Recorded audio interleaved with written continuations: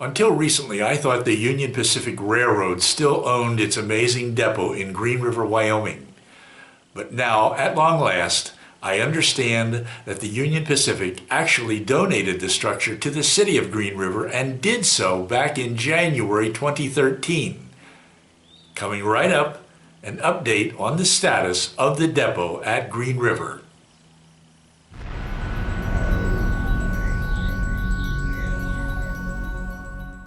Hi, I'm Roy Smith. Today I want to talk to you about the Union Pacific Depot in Green River.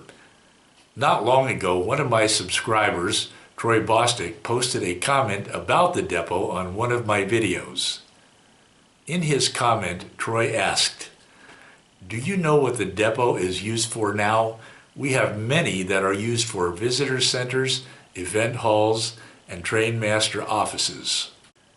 Troy's question led me to do some further research, and I was surprised by what I found out. In a few minutes, I'm going to tell you what I found out. First, though, I want to mention that my good friend David Rarig built the replica of the depot, which now sits on my layout, and he sent it to me a little over a year ago in December 2016. It is by far the most prominent railroad structure on my layout, and it was the most prominent railroad structure on the prototype at Green River. A few days ago, I contacted David and I told him I was planning to do an update about the depot.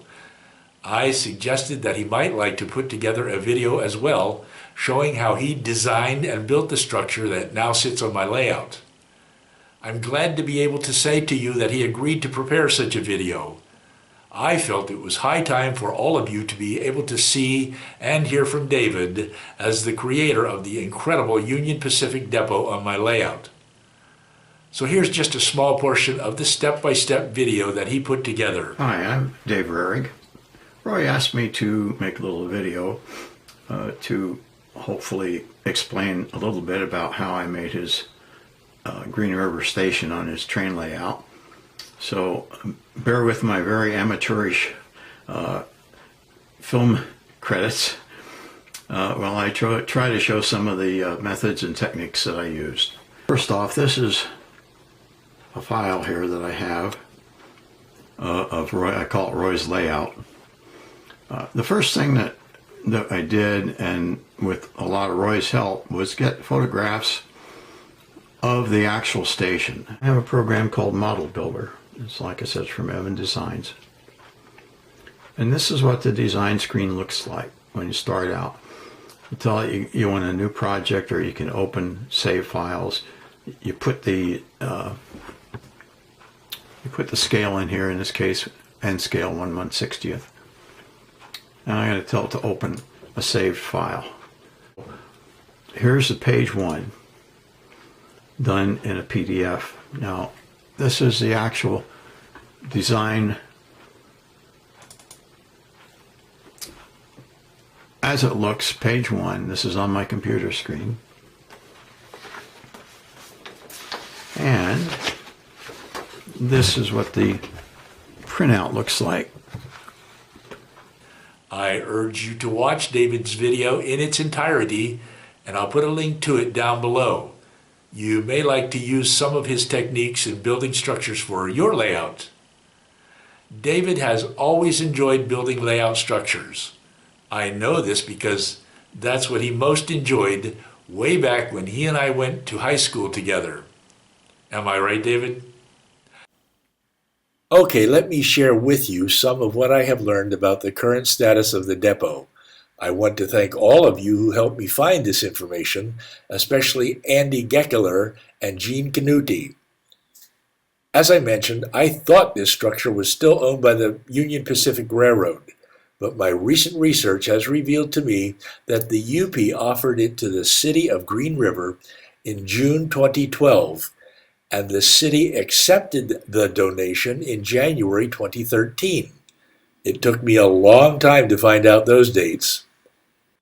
I have known for quite a while that the Union Pacific wanted to turn its depot over to the city of Green River, just as it turned its other depots in southern Wyoming over to local communities, including its depots in Cheyenne, Laramie, Medicine Bow, Rowlands, Rock Springs, and Evanston.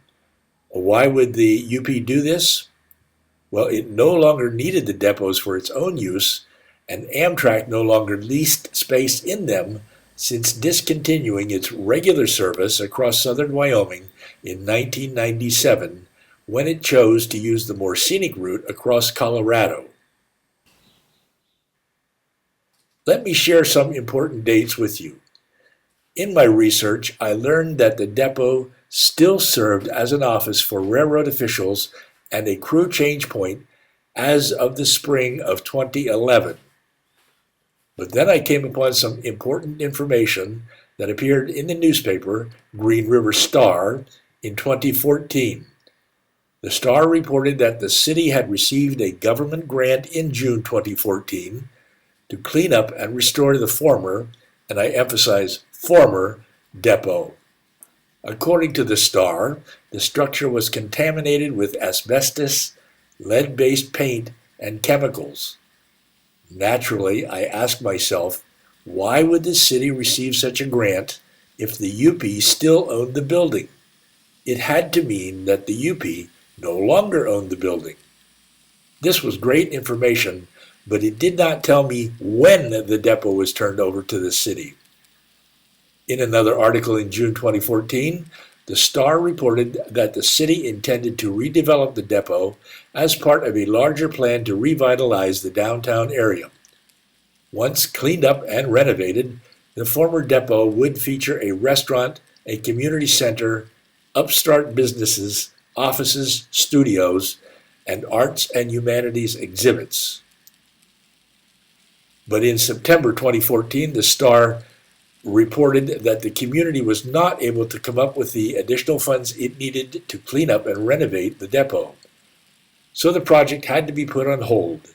The Star also reported that the city hoped to make use of sales tax revenue to renovate the depot sometime in the future.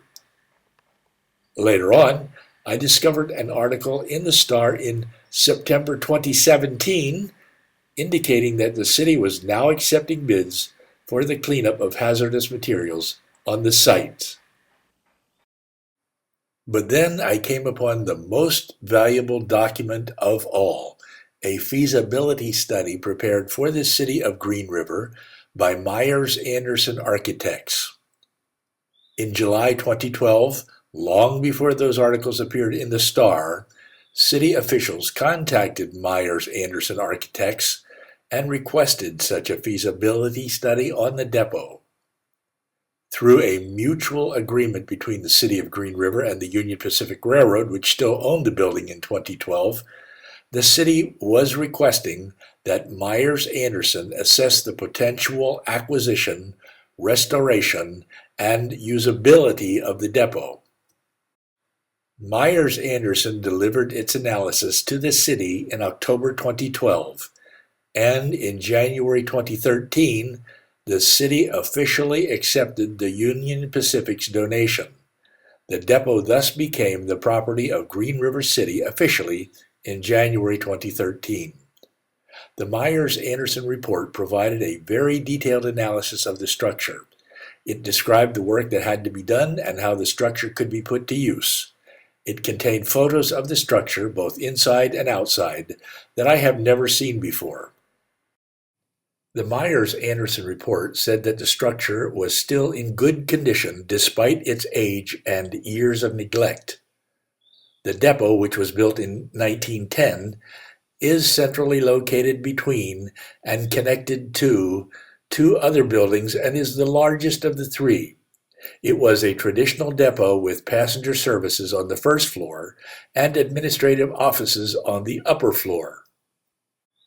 The Myers-Anderson report referred to the structure directly west of the depot as Lynch Hall, which originally served as a restaurant.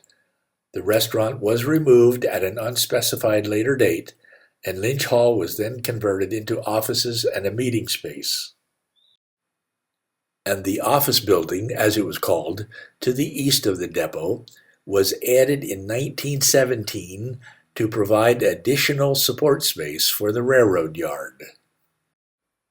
The Myers-Anderson report recommended that the control tower be removed. This control tower was installed in 1951, and the report said that it did not fit the structure aesthetically. This photo shows what the depot looked like before the control tower was added. However, as some have suggested, the control tower, or crow's nest as it is sometimes called, might be a great place for public train watching. The Myers-Anderson report also discussed the grassy area to the west of the structure.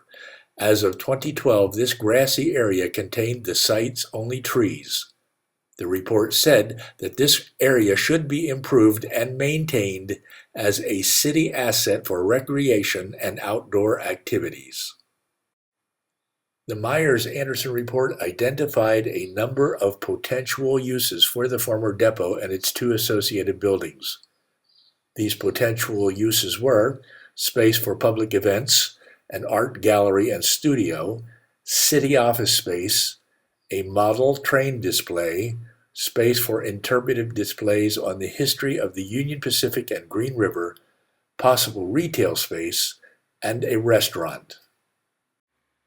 One of the first things the city did was to install an iron fence separating the depot and the railroad yard. This photo clearly shows the fence. And in this recent photo, you can see that work appears to be underway in the grassy area. It looks like the cleanup and renovation is underway at long last. As for the Union Pacific, it now uses this white building just east of the old depot. I don't know when this yard office was built, but I imagine it was not later than 2012. Well, there's much more information in the Myers-Anderson report that I would like to share with you, but doing so would make this video unbearably long, so I will just put a link to the report down below this video. The report contains some fantastic photos and architectural drawings. Troy, thanks for asking about the former Union Pacific Depot and what it is used for now. Your question led me to do additional research, to ask for information from anyone who might have it, and to prepare this video.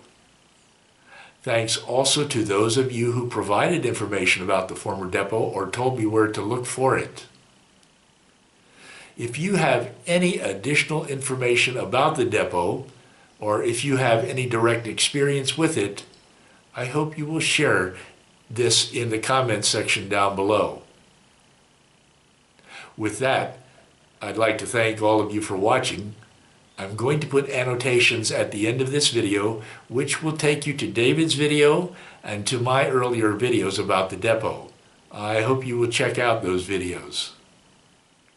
And until next time, I'd just like to conclude this video by wishing you happy railroading. I will see you soon.